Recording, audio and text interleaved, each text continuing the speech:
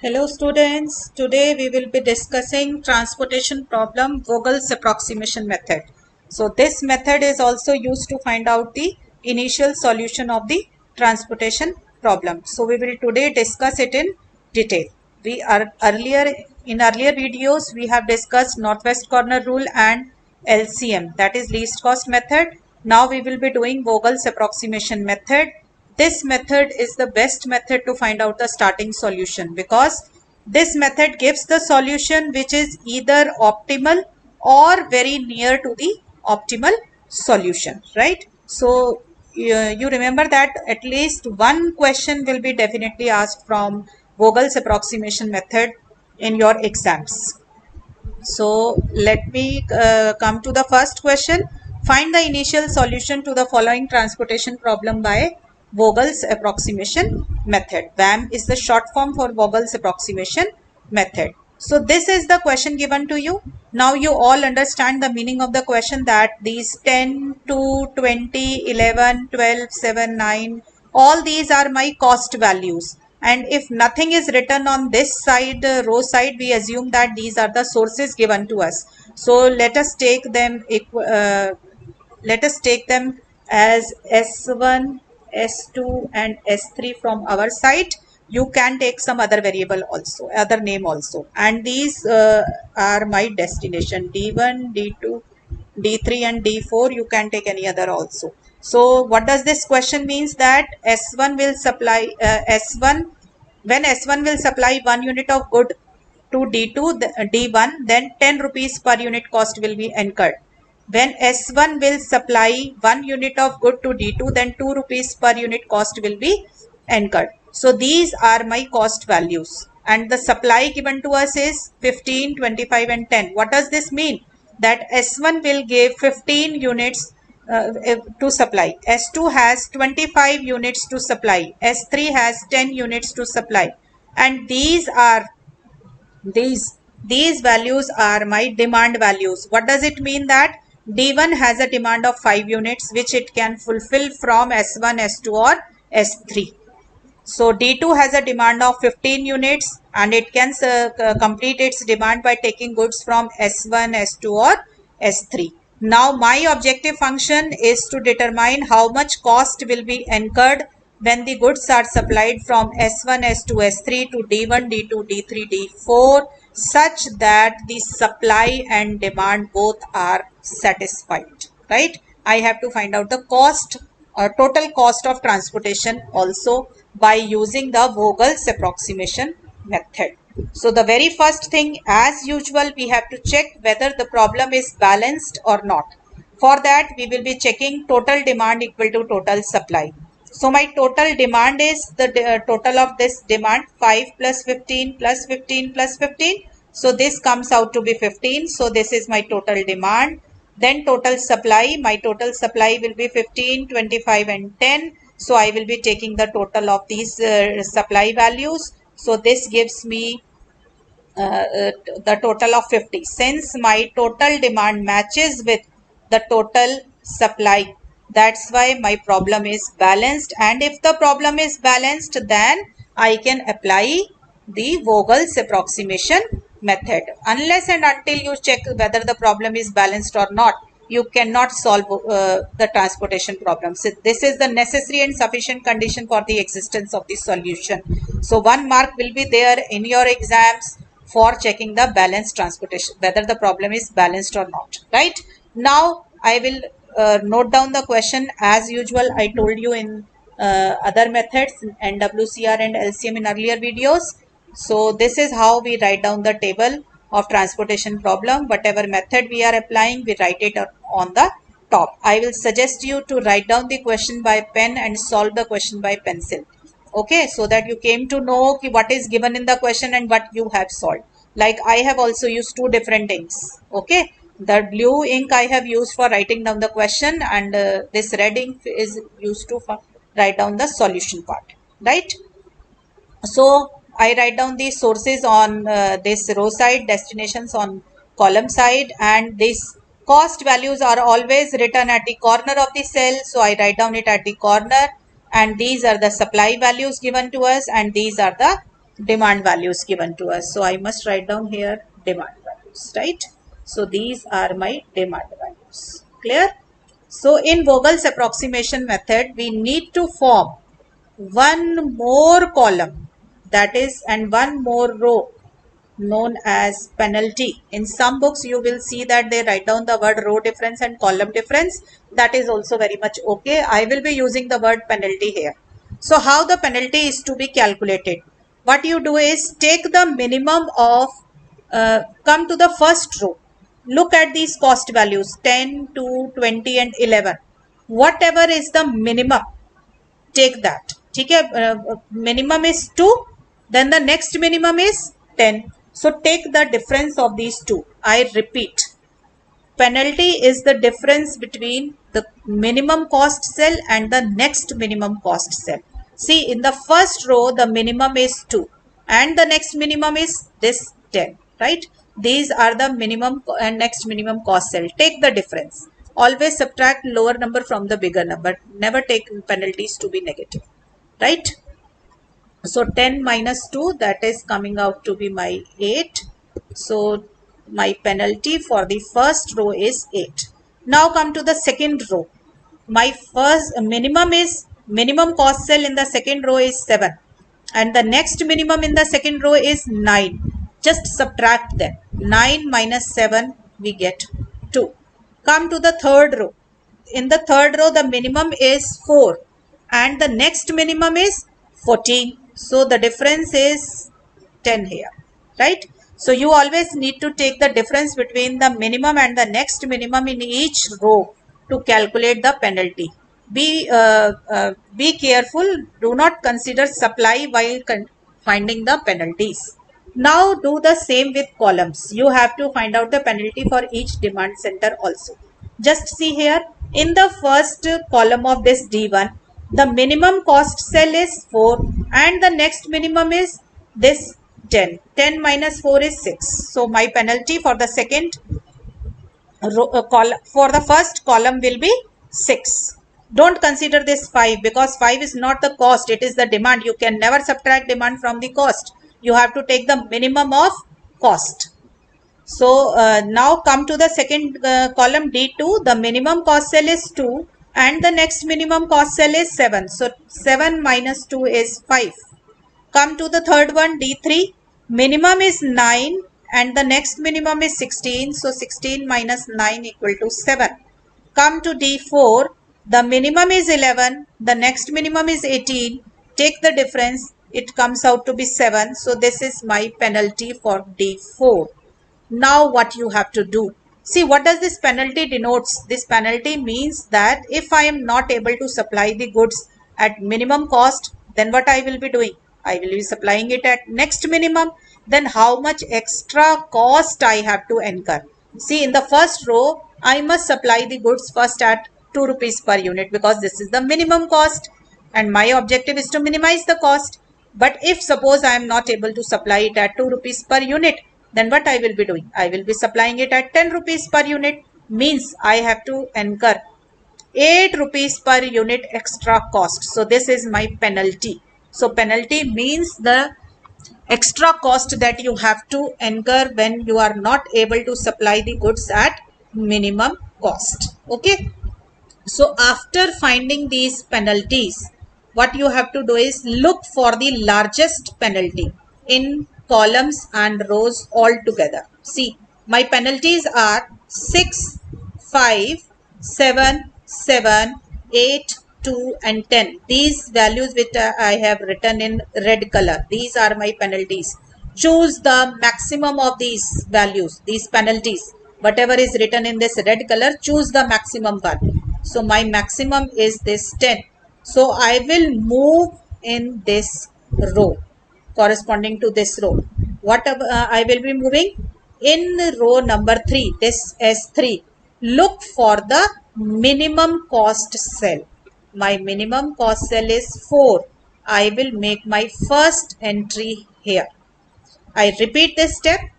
What you do is find out the largest penalty altogether. That is 10 here. So this 10 is corresponding to my row number S3. So I will make my first entry in S3.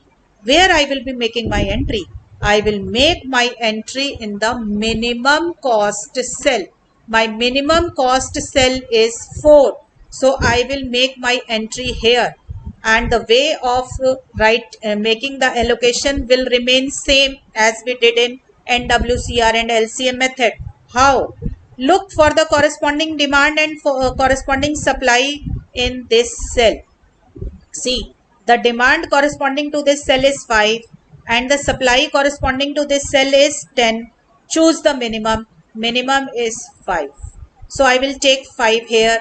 Since I have taken this 5 from here, I will cross this. As usual, we did in northwest corner rule and LCM, and take the difference on the other side.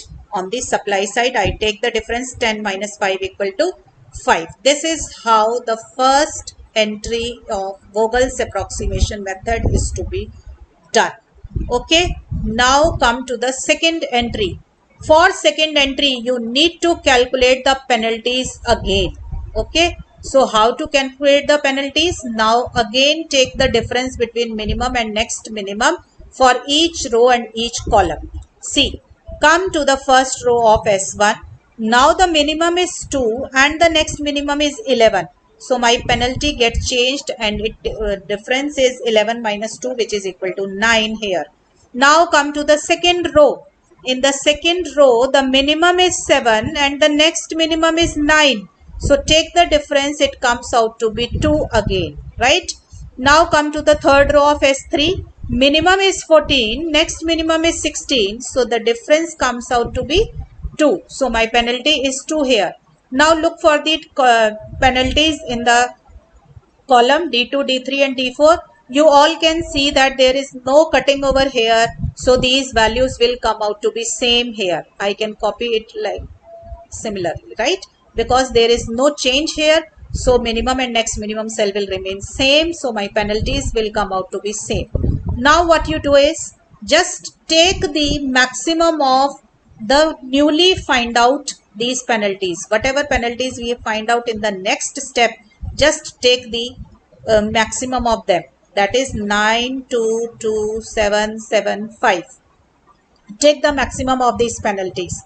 The maximum of these penalties will be 9 here. So my entry will come in this row. So now come to the move in the row S1 and look for the minimum cost cell. The cost cells are 2, 20 and 11. Minimum is 2. So I will make my entry here now. So my entry will be, look for the corresponding demand and supply and take the minimum. So my demand is 15. My supply is also 15. Take the minimum. I can take it from any side. Suppose I take it from supply side. When it is a case of tie, you can take it from any side.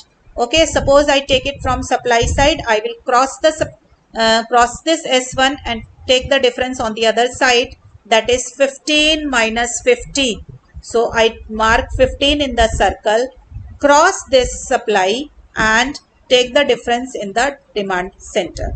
See, now we have cut row wise. We have cut this horizontal line.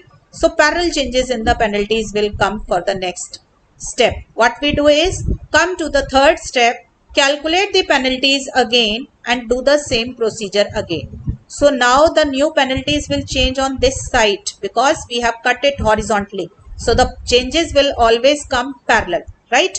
Now look for the, come to D2, look for the minimum and next minimum. Now we have only 2 cells left. This is 7 and this is 14. So difference will be 7. Now come to D3, 9 and 16. So the difference is 7. Come to D4, 20 and 18. So the difference is 2 here. So these are my new penalties and these penalties will not change. If you have some confusion, you can calculate it again. Come to S2, 7 is the minimum, 9 is the next minimum. So the difference will come out to be 2. Come to S3, minimum is 14, next minimum is 16. So the difference comes out to be 2. Now whatever penalties I find in the third step, take the maximum. Just remember that in the whole procedure, we always take minimum. Difference of minimum and next minimum. Allocation is minimum of supply and demand. Allocation is always made in the smallest cost cell. The only thing which we have to take maximum is choose the largest penalty. The penalty is to be chosen as largest.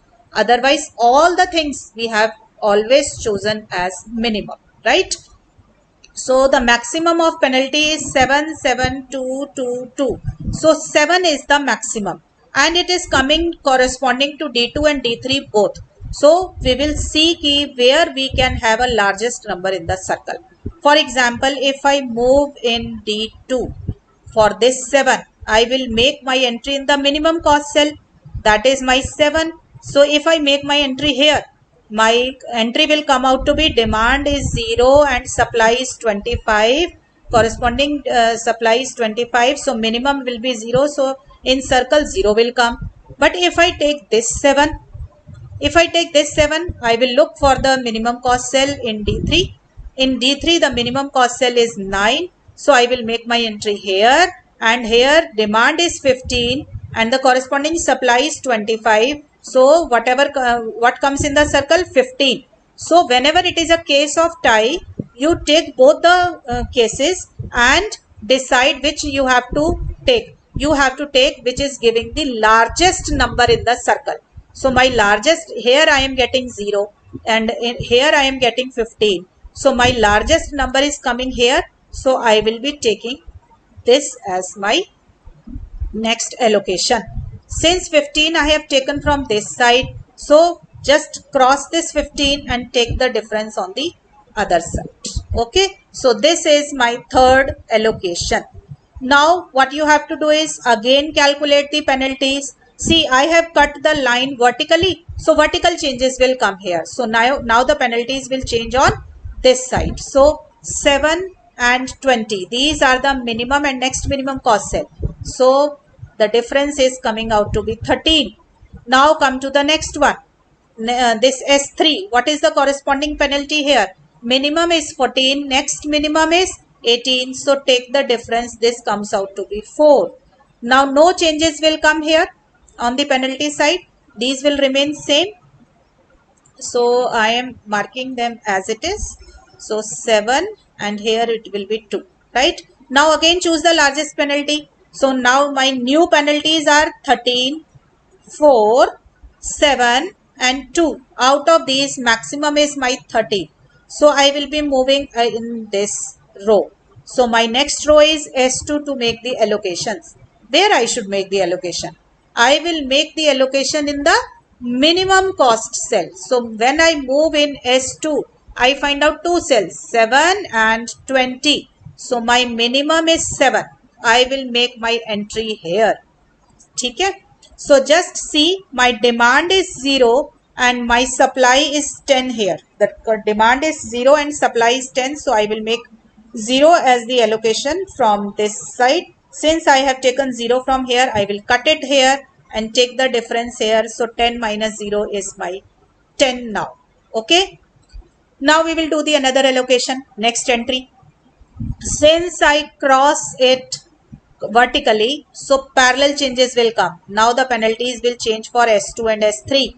So now we have only one cell left in S2. So I have no choice. I will write it here 20. Okay, so now there is no cell to take the difference between minimum and next minimum. So I will copy down it as it is. Now for S3 also it will remain 80. Now and D4 minimum and next minimum is present. So 18 and 20 difference is 2. Now again choose the largest penalty. Now the new penalties are 20, 18 and 2. The largest one is 20. So I will move on 20. So I will come here. This is the only cell left in S2. So I have to make my allocation here. So what is the allocation? Look for the corresponding demand and supply here. My demand is 15. My supply is 10. Choose the minimum. My minimum is 10. I have taken 10 from here. Just cross this 10 and take the difference on the other side. Right? Now, the only cell left is this 18.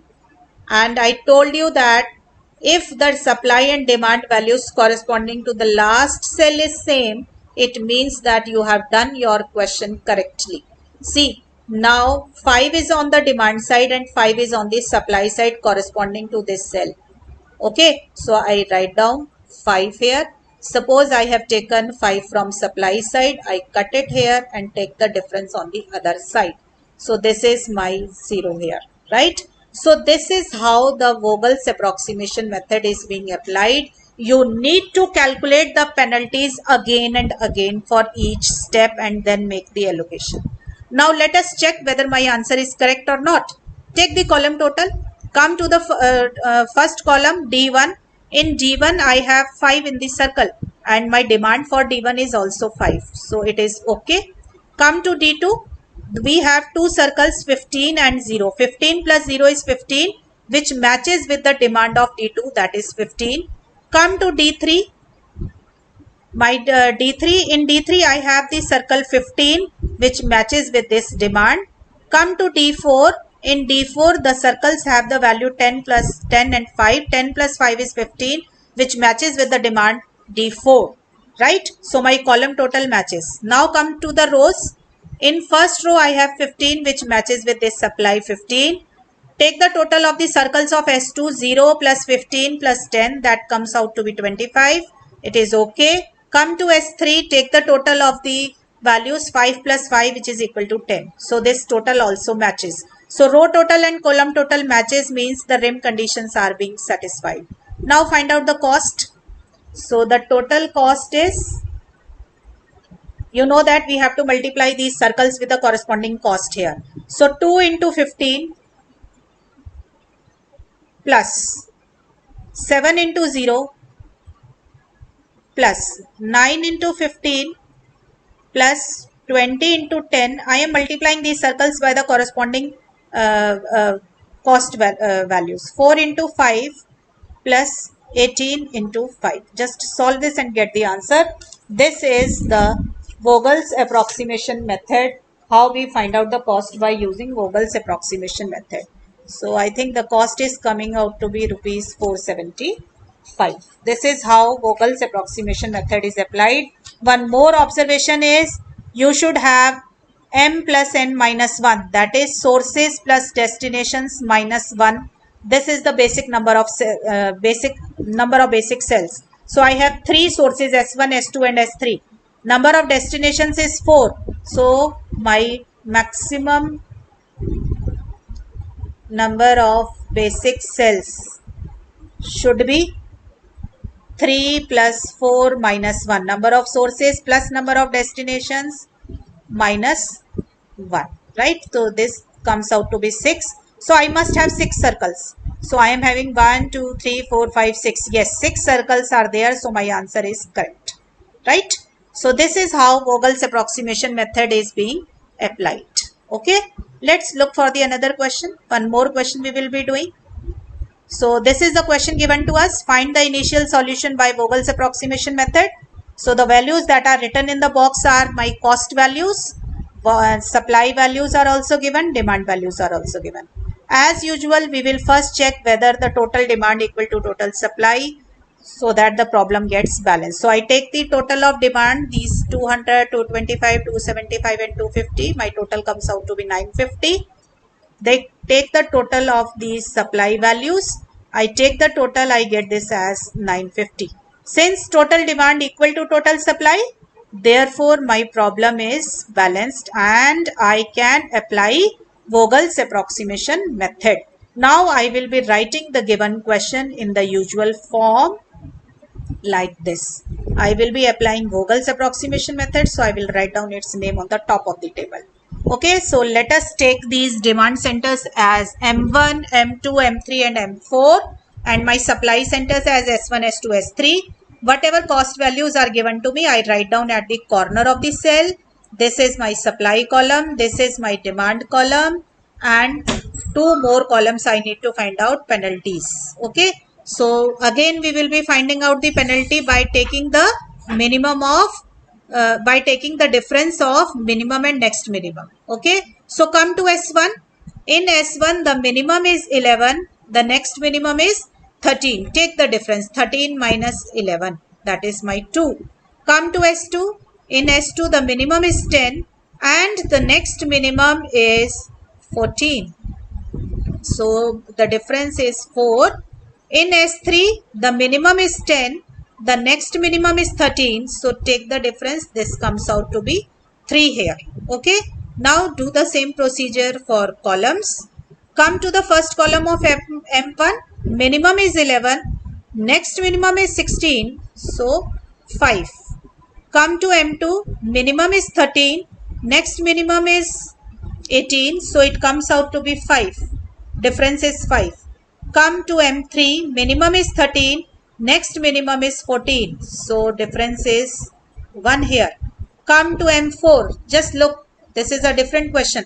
Come to M4, minimum is 10, next minimum again 10 and then 14. So if there are matching values as minimum, what you do is take 10 and 14, minimum and next minimum, means I am not able to supply goods at 10 rupees per unit, I will be supplying it at 14 rupees per unit. So if the minimum value is a tie, take the minimum and then next minimum available. So 10 minus 14, 4. So this is a new point in this question. This doesn't come under in the previous question. Okay, I repeat, the minimum is 10 and one more 10 is there. I will leave that, I take the another one, that is 14. Right? Now, whatever values of penalties I find out, take the largest one. Right? In penalties only you need to take the largest, otherwise you always select the minimum one. Okay, so my largest penalty is 5. So I come to these two 5. I will see wherever where the allocation is to be made. Suppose I make my allocation on this 5. Right? Suppose I make my allocation in this 5. Right? So, sorry. See. So in M1 the minimum is 11. Suppose I take my value here. If I make my allocation here, what it should come in circle? Look for the corresponding demand 200. Look for the corresponding supply 250. Minimum is 200, so it should be 200 here. If I make allocation corresponding to this 5, my entry should come out to be here because 13 is the minimum cost cell in amongst 13, 18 and 24. So minimum is minimum of demand and supply corresponding to this cell.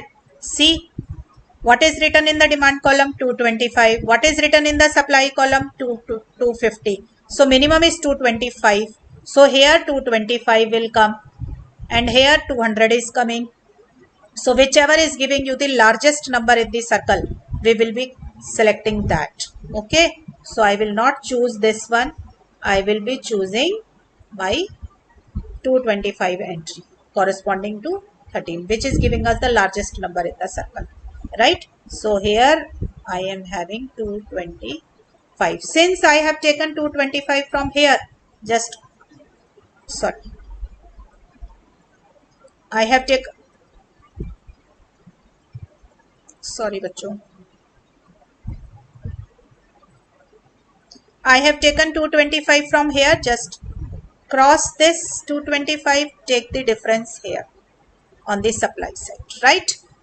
This is how the first allocation has to be made. Now come to the second allocation. Since I have cut it vertically, so vertical changes will come here. Okay. So now the penalties will change here. Now come to S1. Look for the minimum cost cell. Minimum is 11. Next minimum is 14. Take the difference. Now come to S2. Minimum is 10. Next minimum is 14. Take the difference. Comes to S3, minimum is 10, next minimum is 13, take the difference, right? And the penalties on the other side will not change. If you have any problem, find it again, you will get the same values, right? Now, choose the largest penalty amongst the penalties that we have calculated just now. See, I have 5, 1, 4, 3, 4 and 3. Out of these, the largest is this 5 here. So we will move in M1. For M1, we have the minimum cost cell as 11. So I will make my next entry here. So The corresponding demand is 200 and the supply is 25. Whichever is minimum, allocate that. 25 is minimum, so I write down 25 here. I have taken 25 from here, just cross this, okay, and take the difference here. So 200 minus 25 is 175. This is my second entry, right? Now for third entry, we will again calculate the penalties. See, the penalties has changed corresponding to this horizontal row. Parallel changes will come. So I will be calculating the penalties again. So take the in M1, take the minimum of 16 and 21. Only two cells are left, so we have to take the difference between them. So my penalty comes out to be 5 here. This M2 have nothing to do because it is already being cut. Come to M3. In M3 I have 14, I have 13. Take the difference, it is 1. And in M4, just see, in M4 now I am having 10 and 10. Now no option left, I have to take the difference between them. 10 and 10, 0. Now the penalties on this side will not change, okay, so it will remain as it is. If anybody doesn't understand why the penalty does not change on this side, calculate the penalties again, you will get the same value, right? Now select the largest of these penalties. Now again this largest is this 5 here, so I will move in this 5 now. In this 5, the minimum cost cell corresponding to M1 is this 16 now. So I will take 16 here. Now the demand corresponding to this 16 is 175 and the supply corresponding to this is 300. So take the minimum. So 175 is the minimum. I make a crossover here and take the value on the other side, that is difference on the other side, that is 125. This is the third entry. Now again calculate the penalties. Since I have cut vertically, so vertical changes will come here, right? So my next penalty is, see, now I have only these 4 cells, M3, M4 and this S2, S3, right? These 4 cells. So take the minimum and next minimum difference. So 10 and 14 difference is 4. 10 and 13 difference is 3, right? So out of these 4, 3, 0 and 1, these penalties will not change. Take the maximum. Maximum is this 4. So I will move corresponding to S2. When I move corresponding to S2, I take the minimum cost cell. Minimum cost cell is this 10. Come to this 10. Take the minimum of demand and supply corresponding to this 10. It is 125 as supply, 250 as demand. So take the minimum. So 125. So I take this 125 from here and does the take the difference on the other side. The difference will be 250 minus 125, that is again 125. So this is the next entry here, right? Now since I cut horizontally, now the changes will come on this side, just parallel changes. Now only one cell is left, so I have to write it like this only because there is no cell left to take the difference now. Now out of these penalties, 13, 10 and 3, take the largest penalty. Largest penalty comes out to be in this 13 and corresponding to this 13 I am having this 13, okay, M3. So take the minimum of supply and demand corresponding to corresponding to this cell. 275 here and 400 here. So I will be taking 275 as the minimum. Since I take 275 from here, cut it here and take the difference on the other side. Now this is the only cell left in the table and the value of demand and supply corresponding to this is same. So my answer is correct. I will write down it here. Suppose I take it from supply side, cut it like this, take the difference as 0. So this is my solution as per VOGEL'S approximation method. So now you can check whether the row total and column total is same or not. Just come to S1. In S1, the circles have 25 and 225. Take the total, we get 250, which matches with this supply value. Come to S2, the total of circles is 175 plus 125. It matches with the total supply of 300. Similarly, in S3, I have 275 and 125 in the circle. Take the total of them, you get 400.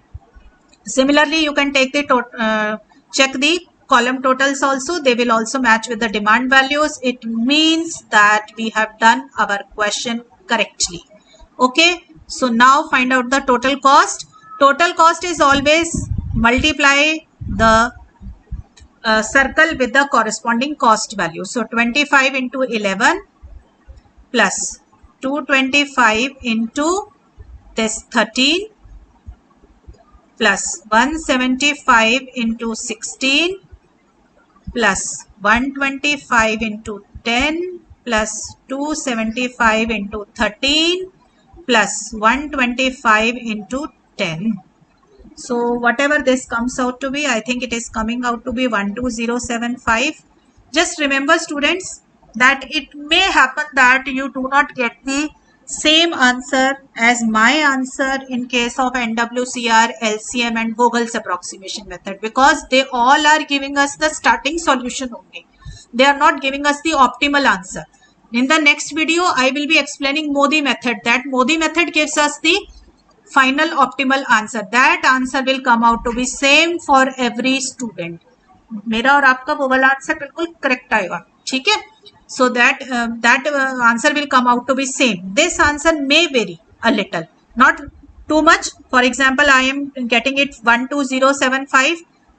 Some other student may get it to be 12500. Nobody can get it like 20,000. This much variation will not come. Okay, these are the starting solutions. It generally changes when we have a tie case. When same value is there and we have two different choices to make the allocation, then there is a chance that we get the same value. Okay, so this is how Vogel's approximation method is to be applied.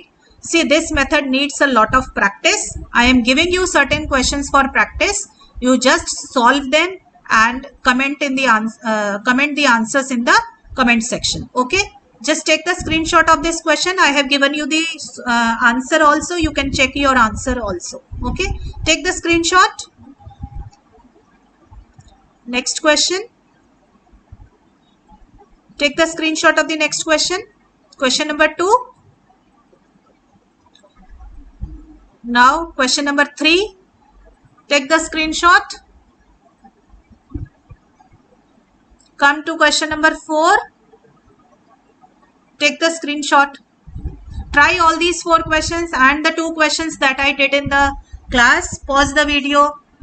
Solve the question on your own and have a good practice of all this. See, in the next video, I will be doing Modi method.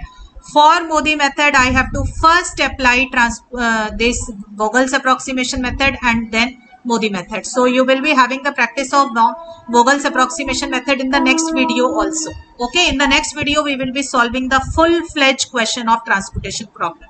Okay, so this is all about this Vogel's approximation method. So just have a practice of all this and we will now meet in the next lecture. Okay.